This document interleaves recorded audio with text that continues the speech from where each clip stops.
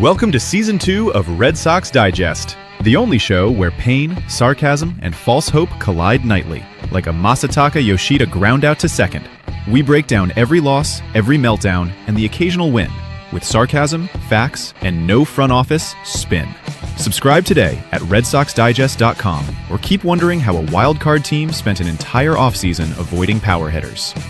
And now, here's the crew at Red Sox Digest.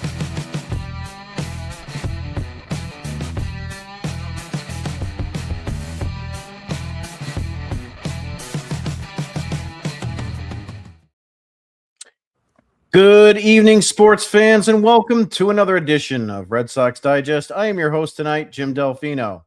And yes, I am here still pretending this is a baseball podcast and not a court-ordered emotional support group for grown men who keep refreshing the standings like a raccoon trying to operate an iPad. I spent the weekend watching the Red Sox in Cleveland, which is basically what happens when Fenway Park gets shipped to Ohio, loses all charm, and gets surrounded by people who still think the drummer in the bleachers is public infrastructure. And I know what you're thinking. Jim, the Red Sox won the series. Yes, they did. They took 2 out of 3 from the Cleveland Guardians, which means we now have to act like this wasn't a team that walked into Friday night looking like the Yankees analytics department tried to build a baseball team using expired print ink and vibes. Speaking of the Yankees, I would like to congratulate myself for continuing to host this show despite having the emotional stability of a Yankee fan in October watching Aaron Judge strike out on a pitch in the other batter's box.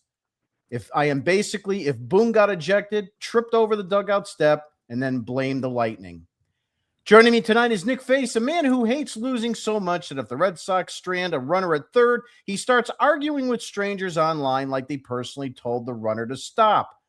Nick watched Friday's 4-3 loss and immediately filed a class action lawsuit against the concept of situational hitting. The guy doesn't just watch baseball, he prosecutes it. Also joining us tonight is John Martinello, who brings the kind of calm, measured baseball insight you'd expect from a man who has definitely yelled throw strikes at a television like the pitcher could hear him through the HDMI cable. John is the only guy I know who can turn a Red Sox win into a 14-minute warning about how the 8th inning still had bad body language. And finally joining us tonight is Thayer Doyle, educator, family man, Irishman, and the fundamental baseball watchdog. Thayer watches a missed cutoff man from the way a priest watches someone steal from the collection basket. He saw Masataka Yoshida misplay that ball Sunday and started reaching for chalk, a whistle, and a laminated handout called How Not to Defend Like You're Being Attacked by Bees. Let's get into it. Your Boston Red Sox are now 25-33 and a whole 12 games behind the Tampa Bay Rays for first place in the American League East. So yes, they won the series, but let's not start hanging banners. This is still a team buried in 5th place, looking up at the division like a guy in a manhole asking if the party's still going. Friday night, the Red Sox lost 4-3. They fell behind, tried to rally, got RBIs from Marcelo Mayer, Caleb Durbin, and Jarren Duran, and still came up short because apparently scoring almost enough is now part of the brand. The game was like watching someone assemble IKEA furniture with no instructions and then proudly say, at least it's standing. Yes, barely. Then Saturday happened, and suddenly the Red Sox remembered bats are not decorative. They beat Cleveland 9-1 behind Sonny Gray, who gave them 6 strong innings while Connor Wong and Jarren Duran each drove in 3. Duran hit a 3-run homer in the 9th because nothing says Red Sox baseball like waiting until everyone is already emotionally numb before turning into the 27 Yankees for 15 minutes. The 9th inning was ridiculous. 6 runs, doubles, sac flies, chaos. It was like the Guardians bullpen opened the door and the Red Sox offense drove a clown car through the living room. And then Sunday, Boston won 9-4, and the 7th inning finally gave us the kind of baseball that we've been begging for. Down 4-3, 2 outs, bases loaded. Wilyer Abreu walks to tie it. Yoshida, fresh off turning left field into a municipal hazard zone, comes up and slaps the go-ahead 2-run single. That's baseball. 1 minute you look like you're trying to catch a balloon in a wind tunnel, and the next minute you're the hero. And then Isaiah Kiner-Falefa adds an RBI single. Caleb Durbin ribs a 2-run triple, and suddenly Cleveland's bullpen looked like it had assembled during a fire drill. 6 runs in the 7th, every Red Sox starter got a hit. Jarren Duran hit his 10th home run and extended his hitting streak. The offense scored 18 runs over the final 2 games of the series, which is exactly the kind of thing that makes you furious because now you know they're capable of doing it. That's the problem with this team. They don't just stink, they tease you. They lose Friday in an annoying Red Sox fashion and then win Saturday and Sunday like they found the cheat code under the couch cushions.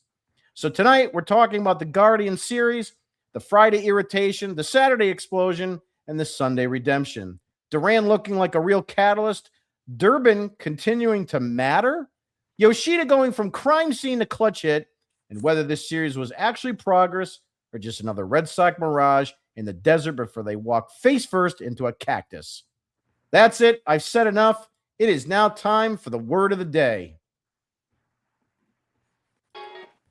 And now it's time for Nick Face's Word of the Day!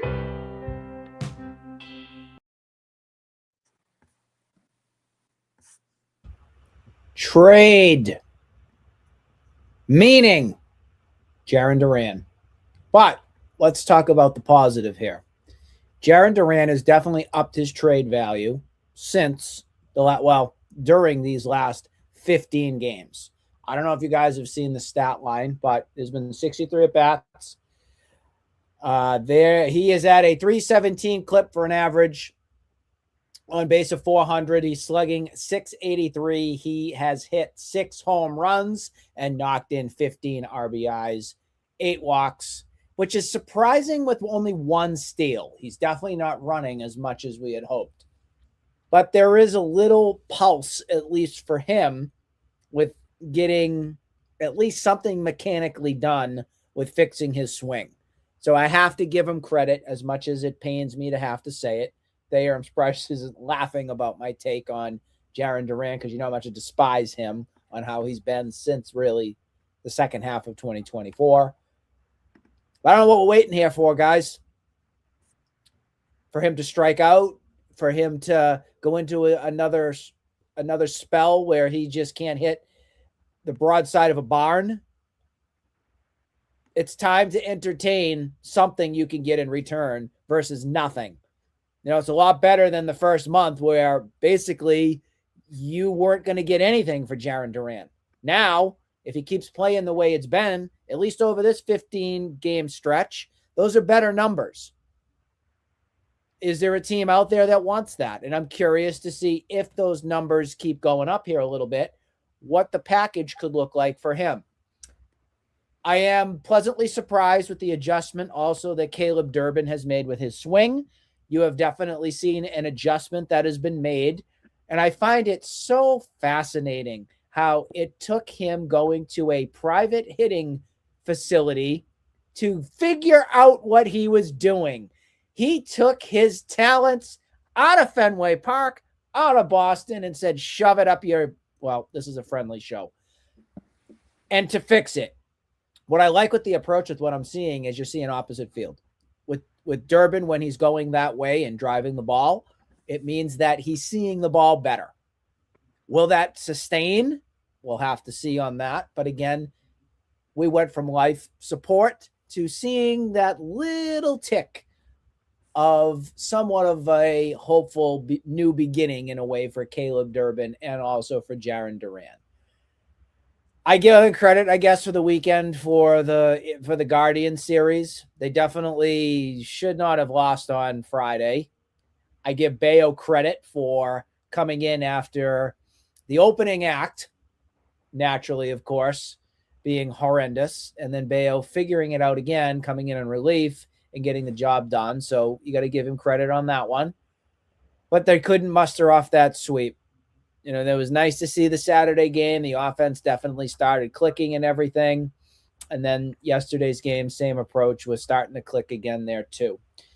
There was definitely a little bit of luck on their side with one of the calls. I believe that was Saturday's game, where the call from the home plate umpire was a very borderline strike 3. The Guardians ran out of challenges. Obviously, if they challenged, I think it was William Abreu who walked.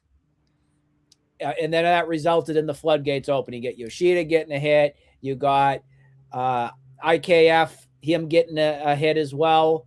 Another guy you can also start to say you're seeing a little bit out of him now versus nothing. So that's another potential guy that could be trade bait if somebody is looking for a veteran type. So that was a plus. And the other one was Yoshida getting the hit after his fantastic play in left field, guys. Fantastic. It looks so much like your 2021 Jarren Duran coming up. Oh, where's the ball? Oh, I'm supposed to catch it? Oh, where'd it go again? Oh, I don't know. Yeah, you're supposed to catch the ball in left field. Believe it or not, that's what an outfielder's job is. So definitely some comedy hour events this past weekend, but I don't think we need to be screaming off the cliffs about how bad, I guess, the team was this weekend. They took 2 of 3. Yippee. Yeah, very interesting on Durbin. I want to comment on that later if we have some time. But Nick's Face to Facts is brought to you by Face Facts. If you can't say it, then don't do it. You know what? Bite me. Anyway, Nick Face's Face to Facts is brought to you by Face Facts Argument Grade Blood Pressure Gum. The first chewing gum designed specifically for fans who see one person say the Red Sox are fine and immediately start typing with a rage of a man whose house just got robbed by Aaron Boone. Each piece contains 400% more irrational confidence, a hint of Fenway dirt, emergency caps lock activation, and built-in actually you mental midget flavor crystals. Perfect for a blown lead, a stranded runner at third, and someone defending Craig Breslow. Moving right along, we're going to go to the Martinello Minute. And now the part. Oops, I'm sorry. And now the part they don't want said out loud.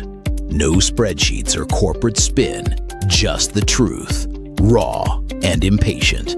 This is the Martinello Minute. Yeah, so Red Sox won the series 2-1. Really good to see them performing on the road. After a really tough 3-game stretch at Fenway Park, or 6-game stretch at Fenway Park. But yeah, Nick pointed to it. Bayo pitched great in the first game of the series after Tyler Samanego's implosion in the first inning. In these games that Bayo's coming, doing the bulk work, and we have the opener, they're 1-3 in those games. The opener in all 4 of those games has given up a run, and in 2 of those 4 starts, Bayo's faced the top of the lineup in his first inning of work. So the whole point of him being an opener, 50% of the time is just not, you're not getting that. And then he's I think in 3 out of the 4 bulk outings that he's had a deficit in those. So, do you blame the pitcher, or what pitcher do you blame? Because it's Ben Moran and Samanego that have given up runs. Do you go to another pitcher, or do you have to go ahead and trust Bayo to, actually just start a game?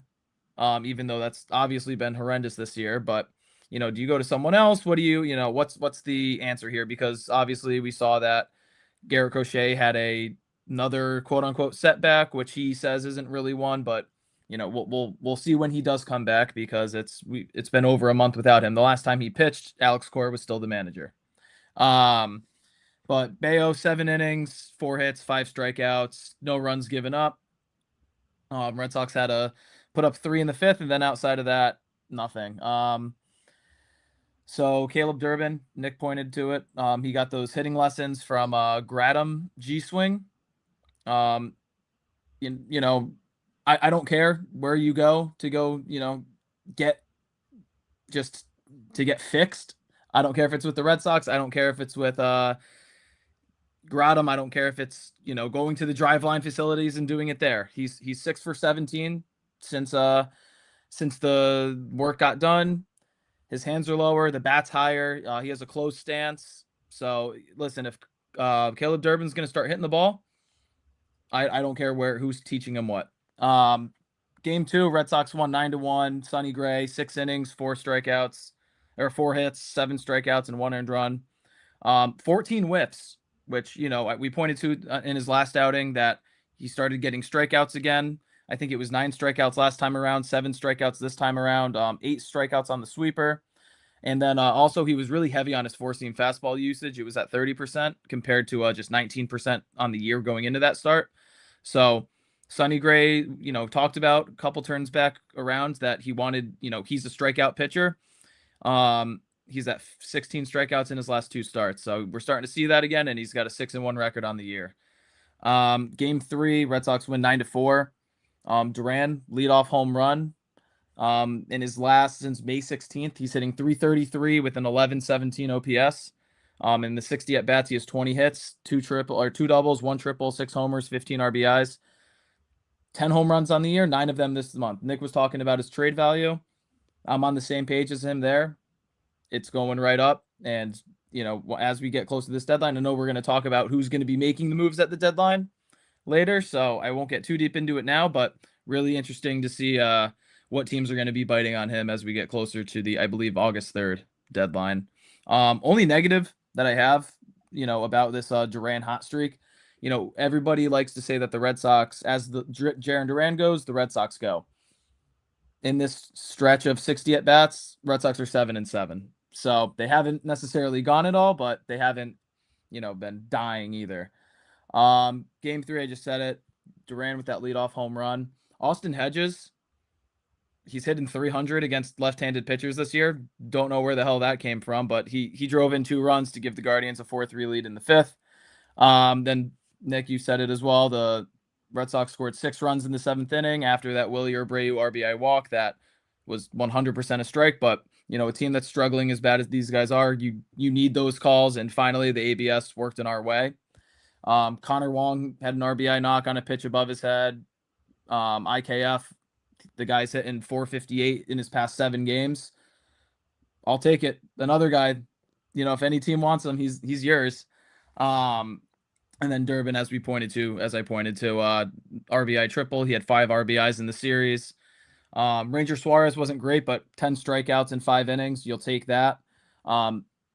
Again, with Yoshida in left field, I think that was the first time I've ever seen Ranger Suarez show emotion on the mound. You could tell that he was pissed off. Yoshida lost the ball in the sun, and Nick, you said it as well. Just the flashbacks to Jarren Duran and Christian Arroyo losing the ball a couple years ago. Nightmare scenario, but thank God Giovanni Moran, Greg Weissert, Tyrone Guerrero completely shut it down afterwards, and then Aroldis Chapman got his first inning of work since May 20th. He's got a 0.48 ERA on the year, 141 batting average against, and no home runs given up in 19 appearances. So Red Sox take 2 out of 3. The offense looked great. Pitching was pretty decent. And now we get the Orioles coming, or we at the, I don't even care. They're playing the Orioles next. And so that's a team that's been playing good baseball lately. So this offensive trend has to continue for them to keep stacking wins. Yeah, I mean, if they're going to stay in this hunt and not sell, they've got a very small window of time left. That's the bottom line. The Martinello Minute is brought to you by the 9th inning doom blanket, because no lead is safe, no bullpen is trustworthy, and no Red Sox win should ever be taken and enjoyed responsibly. The 9th inning doom blanket is a weighted blanket for Red Sox fans who start sweating the second the bullpen gate opens. Boston up 9-4. Here comes Weissert. Nobody on base? That's how they'll get you. This premium panic blanket features built-in clenched fist stitching, a breathable here we go anxiety layer, an emergency replay pocket, a hidden compartment for Tums, rosary beads, and old Koji Uehara highlights. And now we're going to move on to the third strike. And now it's time for the third strike with Thayer.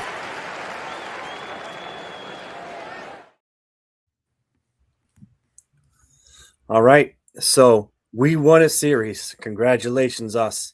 Took 2 out of 3 from Cleveland. We had some offensive productivity. My question, and this is kind of rhetorical, is what separates everyday professional baseball players from 4A and AAA baseball players. I'll give you all a moment to think about it for a second. The answer is consistency. Consistency is what makes professional baseball players elite. It what gets them paid. It what provides entertainment for fans. What we're lacking is consistency with the Red Sox. We saw it a lot last year. We have a lot of young players on this team. We had streaks, 10-game winning streak where they couldn't make it out. They were unstoppable. And then there were times where it looked like they had no idea what they're doing. So my question is this. Is this the team that we're going to have moving forward, the one we saw for 2 days? Or is it the team that we saw for 2 months, where they were the worst offense in recent memory? I feel it's going to be somewhere in between. They're not capable of doing what they've been doing these last 2 weeks and couple games. And the thing that is most disturbing to me is that it's not consistent throughout the game. We've had, in the last 4 or 5 games, 3 big innings where suddenly the floodgates open and hits galore happen. But the rest of the at-bats and the rest of the innings before that are 3 and out, 3 and out. One guy gets on base, double play. There's no consistency with this team. I think they're going to be a little bit better, but they are not going to be a team that's going to control their destiny in any way, shape, or form. And I know Nick and John, you all talked about it. If Cleveland had managed to save one of their challenges, the Red Sox lose yesterday. It's that simple. There's no sort of follow through on it. Now, yes, you have to give them credit. They got that break and they made the most out of it. The problem is more times than not, they haven't been able to take advantage of those breaks. And we're still dealing with the same pitiful roster construction.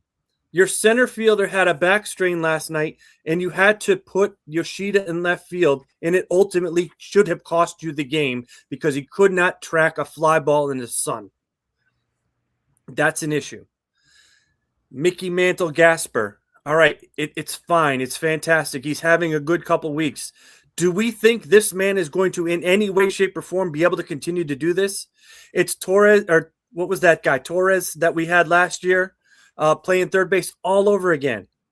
He might come in and have a good month, but that's it. He is not going to do anything worth a damn on this team.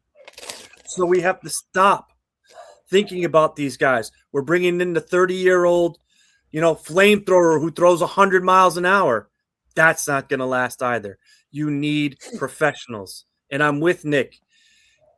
Duran, please continue to go crazy and trade him. Please, Breslow, manage to make a trade.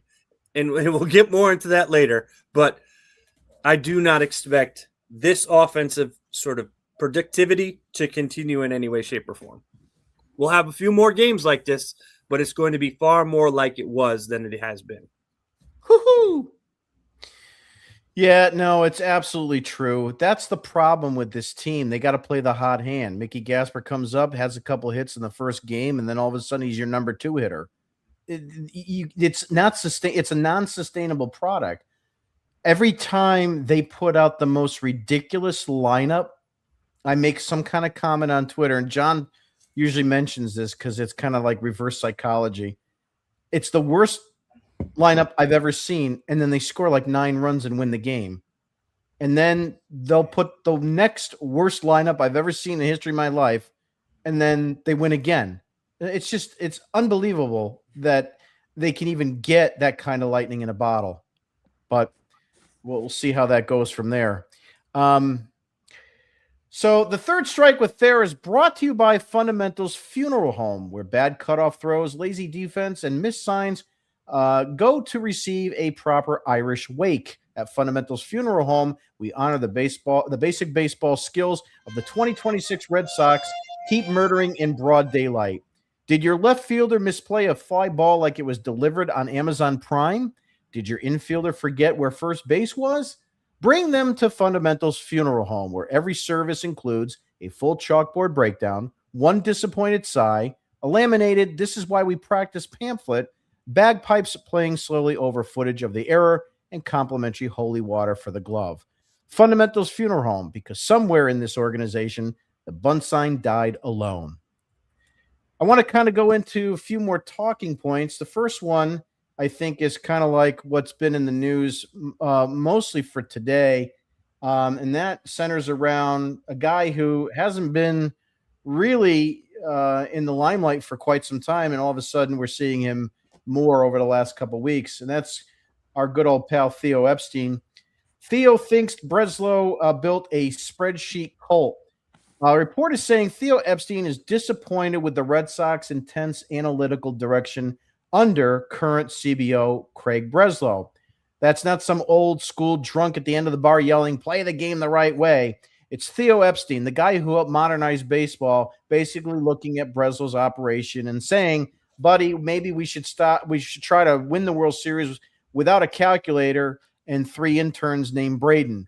Nobody is anti-analytics. Analytics are fine, but the Red Sox have turned it into a religion. Every bad roster decision comes with a 14-page explanation, a heat map, and a sentence that sounds like it was translated from robot Latin. Theo used numbers. Breslow worships them. Theo built championship teams.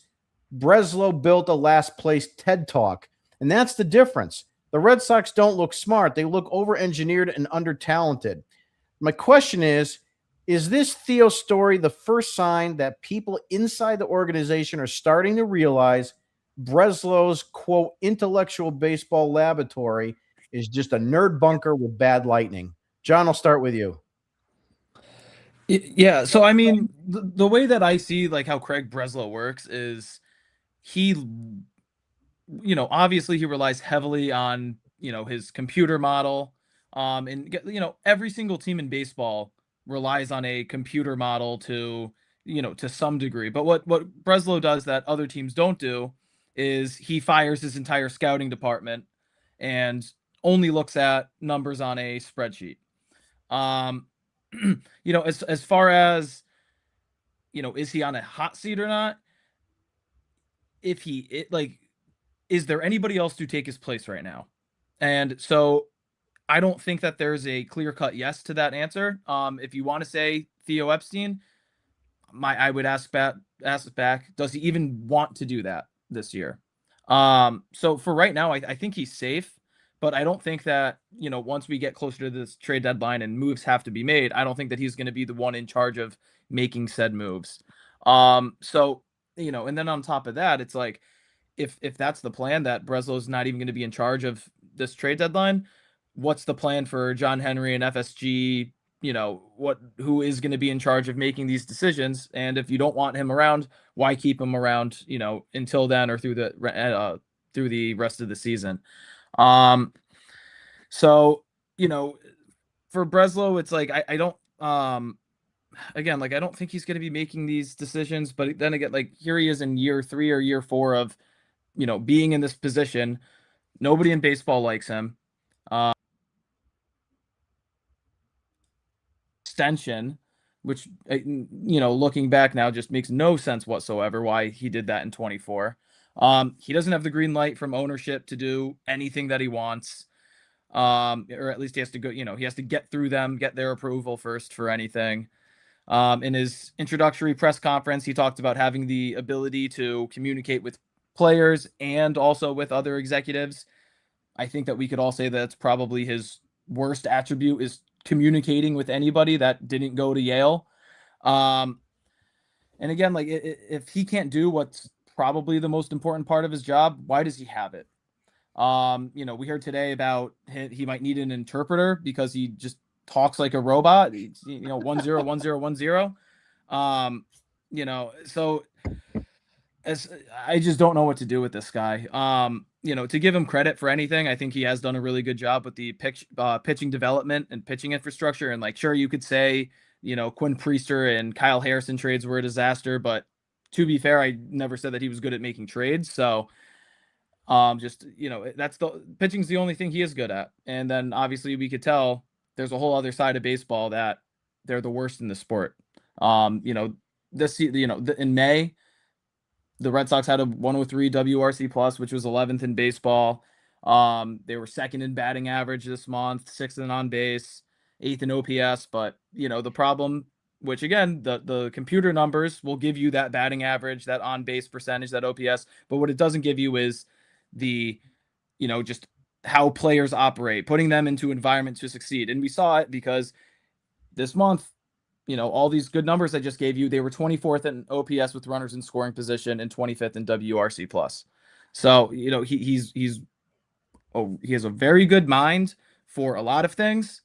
But then when it comes to just the human nature and just the psychology part of baseball is where he falters. And it's shown tremendously over the course of his time here. Thayer, I'm going to ask you a similar question and also put in this information. It was also released too that David Ortiz, speaking with John Henry at some point, I think at one of the golf classics or whatever it was saying that John really is disappointed. He does have an interest in how the team is going. He's not happy with the way things are going. That's a lot, I think, for Ortiz to go and stick his head out and say that publicly, knowing how this has been going. So with the Theo thing and with Ortiz, what are your thoughts? They have no plan, clearly, to John's point, that they haven't had a plan from a baseball standpoint. So they're not going to have a plan from an organizational standpoint on how to deal with upper management. I think really a lot of this is, again, all about the image of the Red Sox and John Henry and Theo Epstein. And they don't want to be, in Theo's case, I think he's trying to distance himself as far as possible because there's been all these talks about, oh, Theo came in to do this and Theo came in to do that. He's backing away and saying, I know I have a relationship with this guy. I know that I brought him in, but to Chicago, and I recommended him here, but I think he's distancing himself from that standpoint. Sort of the same way, at the press conference when Kennedy said, this is Breslow's moves. These are all Breslow's moves. Kennedy and Theo are boys. So I think Epstein is doing the same thing. Like, Kennedy kind of threw Breslow under the bus on this one. If this doesn't go right, it's on him. I think Epstein is sort of doing the same thing. He doesn't want any part of this because I don't think Epstein wants to be part of the Red Sox organization, like running it. Ultimately, I think he wants to be in charge of baseball. I think he wants commissionership. I think he wants to be somewhere along those lines. And he's just trying to push himself away from that. As far as Henry being upset, I'm sure Ortiz is right. I'm sure Henry told him he's pissed off that they're doing this poorly. But He's angry that the team is making him look bad. He's not angry that the fact that the team is making him boatloads of money. So that's kind of he's angry at the image of the Red Sox and not necessarily anything other than that. He's still making his money, so he's going to be fine with it. He just doesn't want to have to deal with the papers and the columns and radio broadcasts and things like that criticizing him and the fans criticizing him. Because he's sensitive in that area. But the thing is too, is that these guys like Werner and him, they care about the image situation too. That whole, especially with these guys that are in the limelight. They're going to fire Breslow. They're going to blame it all on him. These are all these things that are going out are it's unusual for the Red Sox because usually you get the hit pieces after they fire somebody. Mm-hmm. These are the hit pieces that are just setting them up, calling for an interpreter for Breslow. Like, we need an English-speaking interpreter for an English-speaking human being. Okay, that's fantastic. That's a good way of nerd, right? But that's kind of the piece. They're all setting it up so they will not have, in the eyes of the fans, that responsibility. Yeah, we screwed up, but look, we fixed it. We fired this guy. That's what they're setting this up for entirely. It's not my fault. It's his. Nick, your take. I actually am a little different here than Thayer. I am not naming my specific source. However, I found it very interesting that all of this came out today. Number one, being in the Globe, John Henry's paper. But number two has to do with Theo Epstein being front and center in the last 2 weeks, basically, with big stories regarding his take on the Red Sox and now here. Why is that? Well, if the Red Sox continue down the path that they are, of being an embarrassment to Major League Baseball and to the city of Boston. There is a potential deal that's been in play where money doesn't matter in this situation, meaning Theo's dream is to be the next baseball commish. That's 100%. But baseball is going to be in a little bit of a tricky situation with the new CBA that is due for next season.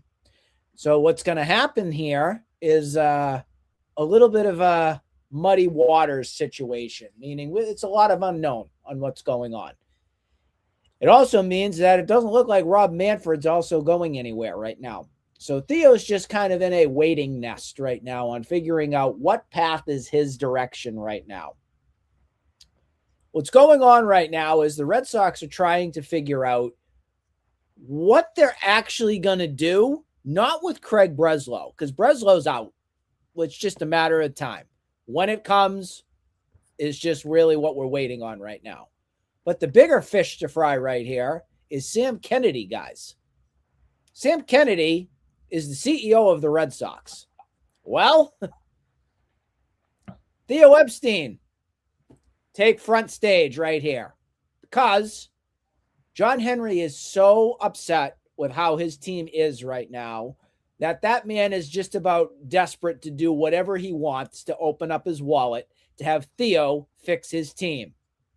So Theo naturally will probably look at this as, do I really want this? But, the money's too good to be a part of this. Well, John Henry's pretty much going to write him a check of millions upon millions of dollars to fix his franchise. So get ready, folks, because it is coming. Get ready. You heard it here from me first. It's just a matter of when. And what do they do with Sam Kennedy? I would fire him, but there's too much of a loyalty to John, a friendship with Theo, all this sort of thing, where they're gonna most likely reassign, like they did with Jason Varitek, but legitimately reassign Sam Kennedy into another role. And you're going to start seeing Theo transition. That's what's going to be going on. I'm happy for that. Whenever that comes, I want it now, but I get it. They got a lot of things to figure out into the fold. But I do have to tell you guys, today, learning more about the information that was going on and other sources and stuff, I do have to say that this is probably one of the first days in a long time I have seen light at the end of the tunnel. Because I, for one, am somebody who grew up when I was in high school and a kid, loved Theo Epstein. At the beginning, we didn't when he started making trades before, obviously, the World Series was won and everything. But I think I can speak for most of you guys here and probably our audience that Theo, there's no other person probably right now in baseball that I would trust more to fix this Boston Red Sox team than Theo Epstein. Think about it. I mean, does Theo want to get back into that? Probably not. Probably doesn't want anything to do with it, but he understands that desperate times call for desperate measures, and sometimes decisions, writing that little check of some sorts, can be fine. And also, I have to say, even if Theo didn't fix what was going on here, I, for one, am not going to be mad. I don't know if Thayer or John or Jim, your thoughts, but I'm not going to blame Theo from what he's gone through in his career to dealing with what he has in front of him, because he has way too much of a sample size to know that he's a 3-time World Series champion, that he's brought so much to the table already, that if it doesn't work, I'm not going to blame Theo for it. I'm going to blame the players. And I think that's pretty much how fans would feel the same way too. I'll blame the players. You could blame other coaches. You could do that. But I, for one, if Theo was front and center here again, I'm not going to blame him for what he inherited to try to fix. I think that's the best way I can word that right there. So I've been done with Sam Kennedy since the moment he spoke. So I'd be all for the change. I do think, again, it would be a temporary sort of thing until things get better, much like you said, John, at your earlier take, where They have to find that right person that Theo trusts or John trusts to get this franchise and team back onto a winning trajectory. That's what it's got to be. But I put my trust into my sources and my information that's said here. It's just a matter of when and how it's going to get done, but expect it soon. Yeah, a lot of good information. I was going to kind of parlay that with my piece of take today. And here's my piece of take. Theo Epstein will become the new president of the Red Sox, taking over for what Larry Lucchino was. Sam Kennedy will be reassigned.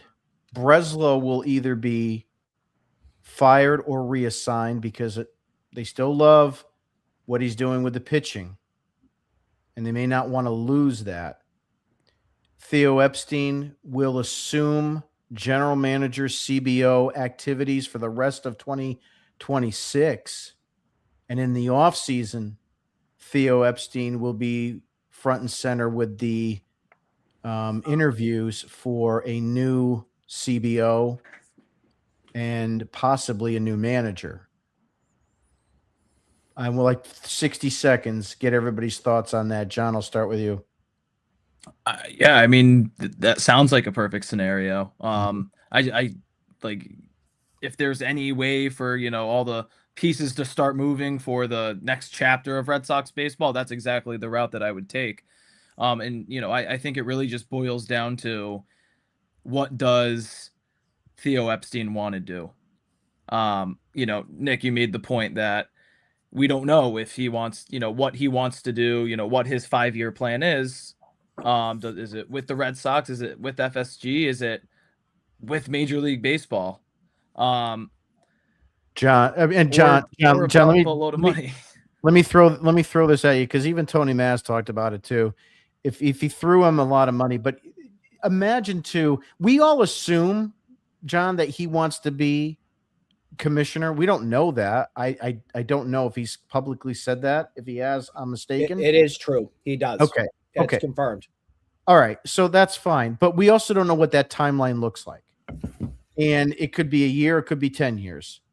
The point is, if you were to put yourself, John, in Theo's shoes, and you had the track record that he does, wouldn't there maybe for you and I, but do you think there could be a little itch that he might want to scratch and say, I bet I could do it again? Yeah, 100%. And Nick threw up the Post-it note. Money talks. It sure does. So if a crazy number's thrown at him, even if he isn't in love with the idea of, taking over for whatever amount of time, because a year. What is it? Manfred has said in the past that after this CBA, once the next one is over, is when he'll step away from the role of being the commissioner of baseball. So, what is that? Another 6 years from now? Does Theo Epstein want to, assume the role of PBO or GM or president of baseball for the Red Sox? Does he have that drive to, be in the day-to-day, how the team operates on a day-to-day basis, opposed to what he's doing right now, which is kind of just just an advisory role for FSG, and not so much dealing with the Red Sox on the the little picture stuff or the short term. So I assume it would just take a number on a paycheck to really get him over the hump to agree to do it. And I hope that's the way that the things break down and go just the way that the everything goes, because what other minds do the fans, the front, I don't want to say front office because that is what would be changing, but the fans and the ownership of the team, everybody will be on the same page for the first time in God knows how long. Right. And that's where I kind of went into that, him having the ability to actually bring all his people in again, however he wanted to do it. Because look, it worked the first time. You look at the Jed Hoyers, you look at, all these GMs that are everywhere and managers, they're all doing fine, and they're all from that family tree. So it would be interesting. Thayer, what's your thoughts on all that? I think it's interesting from a temporary standpoint. I definitely think he wants to be the commissioner of baseball, and I think he's trying to bide his time. And John, like you said, that 6 years, that may be sooner. This lockout, from what I'm hearing, from especially with what the players union just put out, their expectations, it's going to be very ugly, and my guess is there's going to be a lot of disputes from both sides, and Manfred's going to be smack dab in the middle of it. And I wouldn't be shocked if he comes out of this sort of aged and isn't really thinking about 6 years. It may be just like, I'm done, goodbye. And then that would give Theo that opportunity. And we all know Theo loves challenges. He took on the Red Sox. He took on the Cubs. There's really no better way to just basically ingrain yourself as a superhero in the world of baseball than to break the curse of the Red Sox, to break the curse of the Cubs, and then be the guy that becomes the commissioner following one of the worst potential lockouts of all time, devastating the game of baseball, and then be the one that resuscitates it.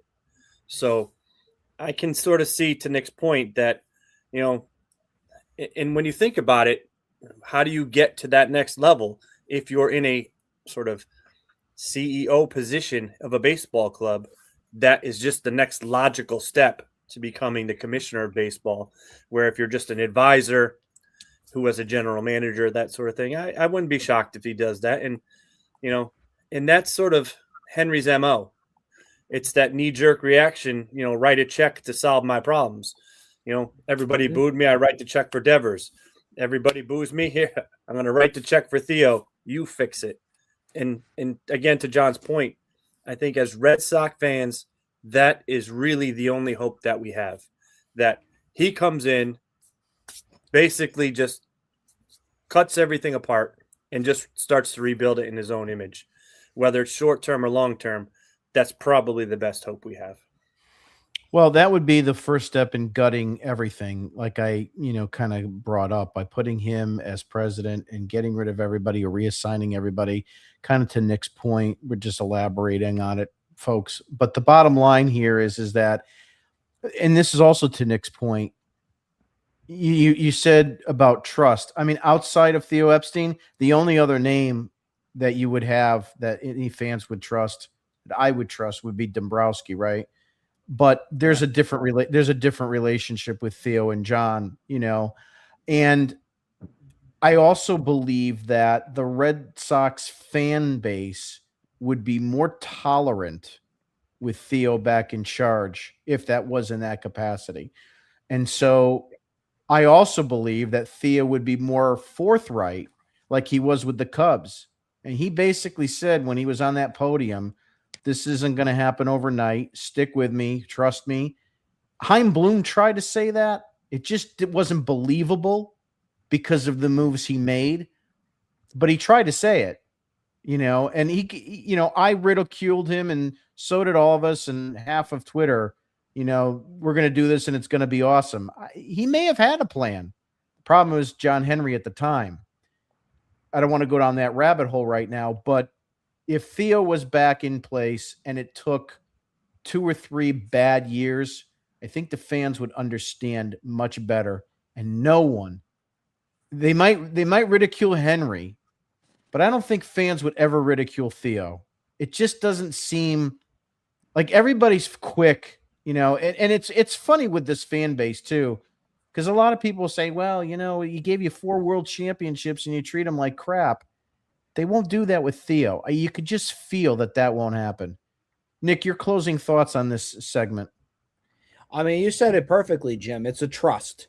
We have no trust as fans right now with Sam Kennedy, John Henry, and Craig Breslow. We don't trust any of them right now. The only way damage can get repaired is by putting Theo back front and center with your fan base, almost in a way like an apology. Hey, we're so sorry for the past 10 years, whatever it's been. We're going to fix this. We're going to make this right. We want to earn your trust back with fans. So we're putting Theo back in charge to help rebuild this franchise.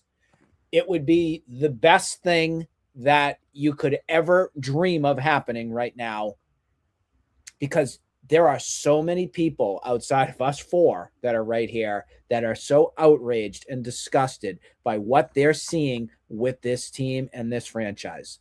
And I see Betty commenting here about Veritek. Yes, Jason Veritek would find some sort of role and be repositioned within the Red Sox organization with Theo back there too. So it's a win-win on a lot of different fronts.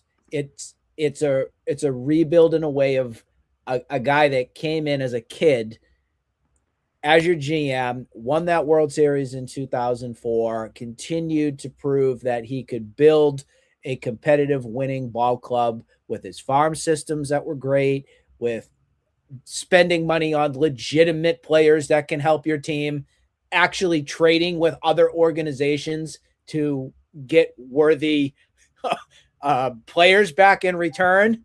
I mean, we haven't seen that since Dombrowski in 2018. So it's almost been 10 years of feeling like we've been fleeced across the board with not getting anything in return. It's not this needs to happen, guys. This must happen, and it needs to happen now. So I hope that check clears. That's the big thing. I hope Theo runs down to the bank and gets that cleared and takes over starting tomorrow. I really do. Yeah, I mean, again, just to belabor the point, but it would really reset this organization and reset this fan base as almost like we had a peace treaty. And, we can go from there.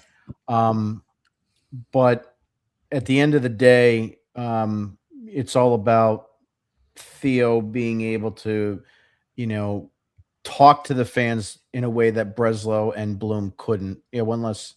Go ahead, Nick. There was one more thing I wanted to mention, and I said back when the whole firing squad happened, I said here that John Henry is a very reactionary owner.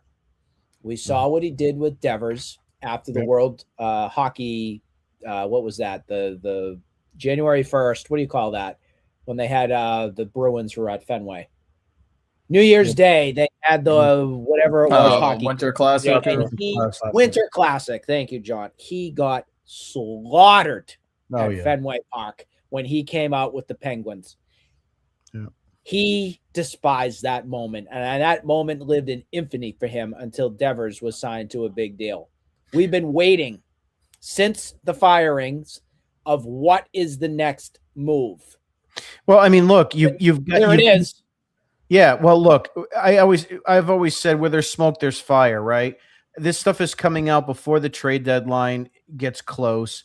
You have to assume something's going to happen because it wouldn't make sense otherwise.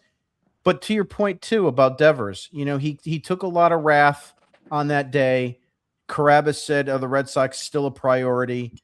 He was grilled. He doesn't like being that. He's also been at Fenway Park more this year than he has in the past. He's looking around. I think he's finally starting to get it. He's seeing planes fly over his stadium that says "Sell the team." He's embarrassed.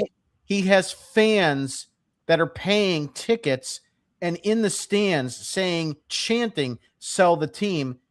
Again, to Thair's point, it's an image thing, and it's got to be done. We're kind of running out of time. I just want to really quick with just a couple other news things just to bring it up. Garrett Crochet on his MRI. He had another one. Downplayed. He was shut down, but he's got lat tightness now. Downplayed it as a minor setback. We'll see how that goes. And then, of course, Roman Anthony.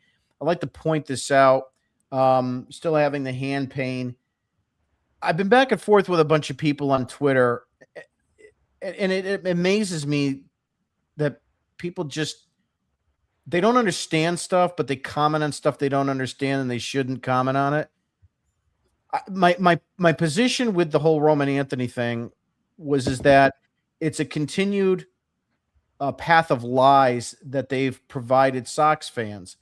And I've get stuff from, well, a sprain, they said it was a sprain. A sprain's a tear.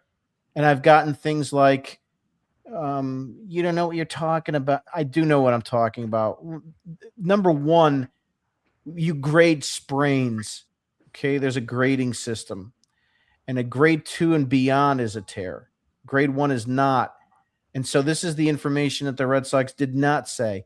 Well, HIPAA and everything like that. I understand that goes beyond that in sports. All right. So they were not forthcoming with the information the right way. That's all I want to say about that. We're going to move on to pitching probables for the next series with the Baltimore Orioles. Tuesday, which is tomorrow, June 2nd at 6:45, will be Connolly Early against Shane Baz. Wednesday, June 3rd, 6:45 start as well. Peyton Tolley against Chris Bassett. And then Thursday, June 4th at 1:30 in the afternoon is Bayo, if he's going to start. That's a question mark against Rogers. We'll go in reverse order. Nick, I'll start with you. What is your predictions for this series? I can't go against Conley Early and Peyton Tolley right now. I can't. They are 1A and 1B of the positives and the spark of this organization right now. If there's any positives that you take away from 2026 so far, the two bright spots, or the two brightest spots, at least in my opinion, have been Conley Early and Peyton Tolley. So no question. I am going with the Red Sox for Tuesday and Wednesday, and then Bayo starting. I think you know my answer on that one. I will say the Red Sox take 2 or 3. There are your predictions for this series.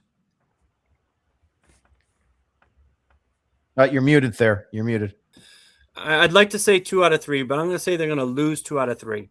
I'm going to say this because of the Red Sox, again, just mismanaging everything. Bayo is a head case. I completely agree with that. However, Bayo, as the sort of bulk man, has been extraordinarily good compared to how he is as a starter. And it's just one of those simple coaching decisions. You have to put players in positions to be successful.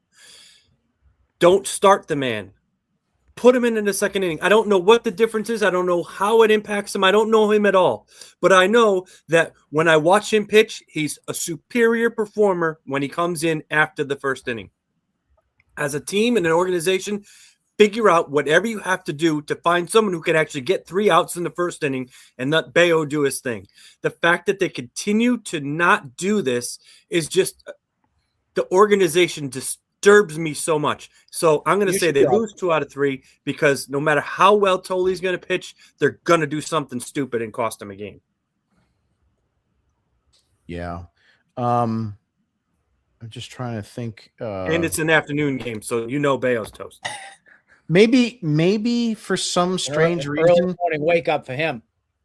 I wonder if some way, because people all say, Bayo he should probably be traded, whatever. I wonder if he could become the next Andrew Miller.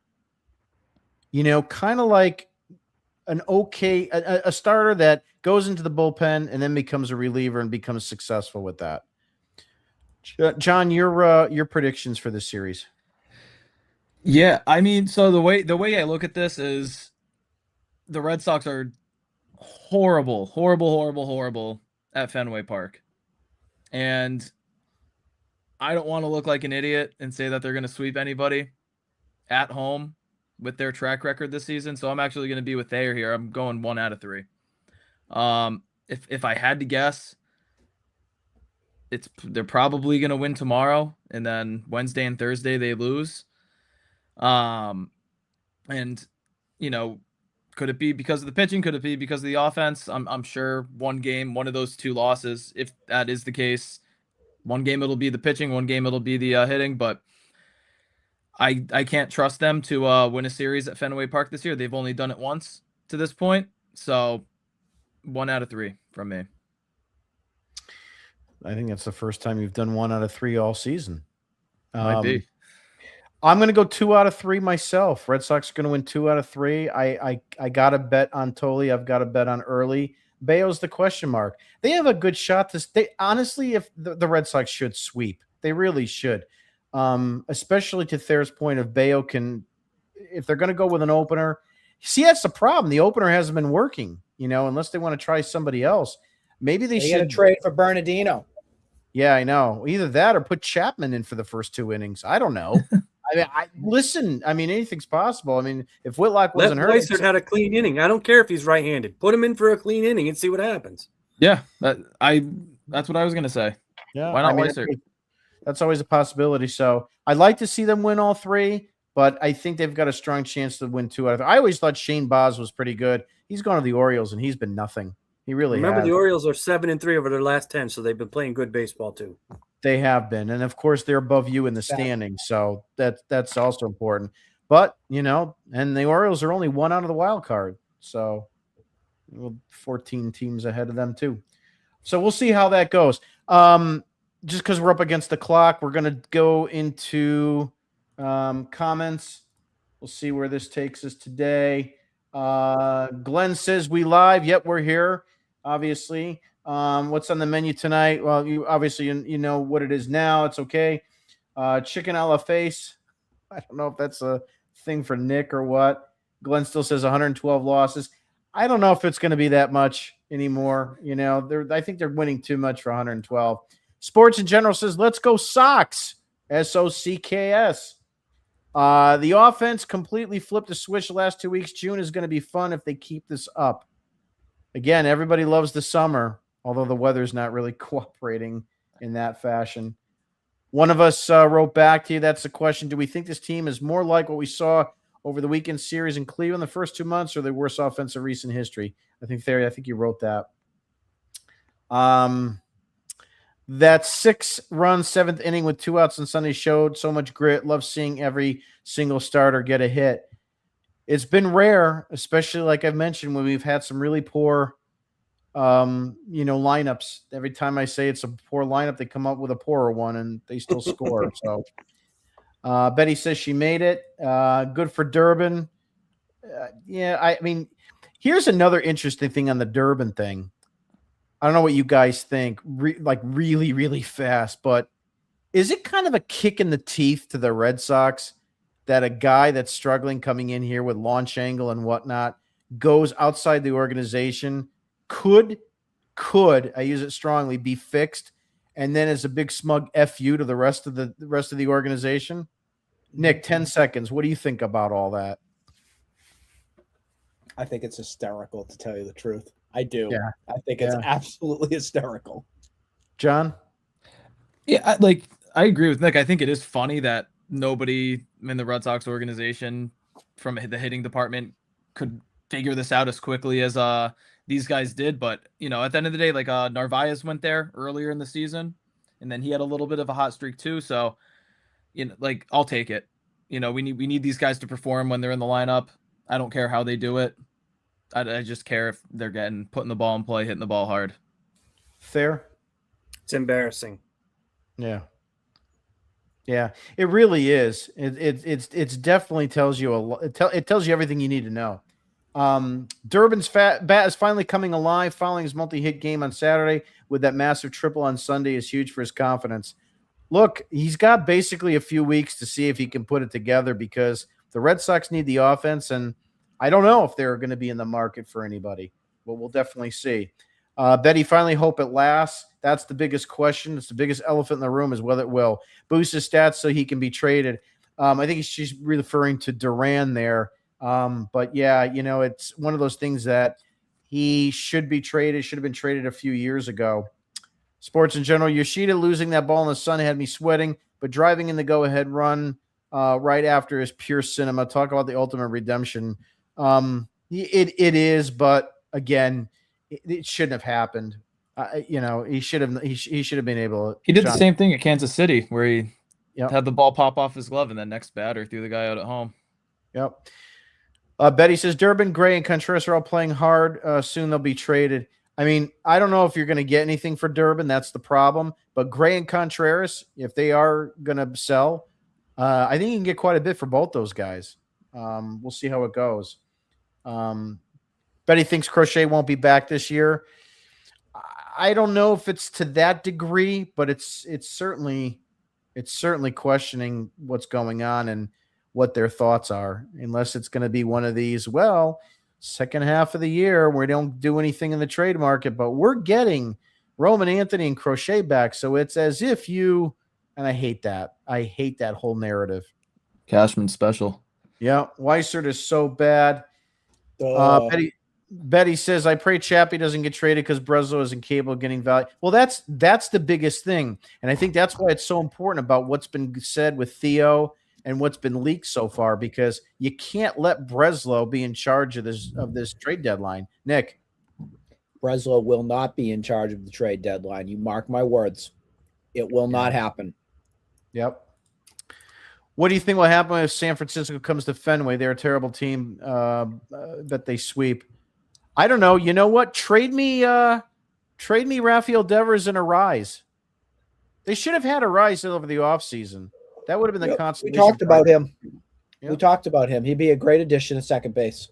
And it wouldn't have cost you anything. Now they're looking to now that he's going to be, if the Red Sox are going to go after him, it's going to be in a trade. It'd be interesting to see if that actually has any legs. Breslow will soon be fired. Once you start hearing all the talk, it happens. Again, smoke, there's fire. What about Jason Varitek? I don't think he's coming back. Kennedy, if Theo's there, he will. Yeah, I mean, maybe with him, he's in charge. Nick is right. Always right. Dr. Jim knows. Thanks, Betty. That's going to wrap it up for tonight. I'd like to thank Nick, John, and Thayer for being on with us. If you haven't had a chance yet, please definitely go to our website at theredsoxdigest.com and go ahead and get a subscription. We have articles every day after a Red Sox game with the most savage and sarcastic and funny commentary that you can have. And hopefully sign up for that. Also, too, check out our YouTube page. Check us out on Twitter and on TikTok as well. Got some videos there on TikTok as well. Any last minute comments from anybody before we wrap up? Super Mario. I'm shocked they won a series. Yeah, it was the 6th of the year. And it's only June. We're going to end on that note. Have a good night, everybody. Go Sox, and we'll see you Thursday night. Take care.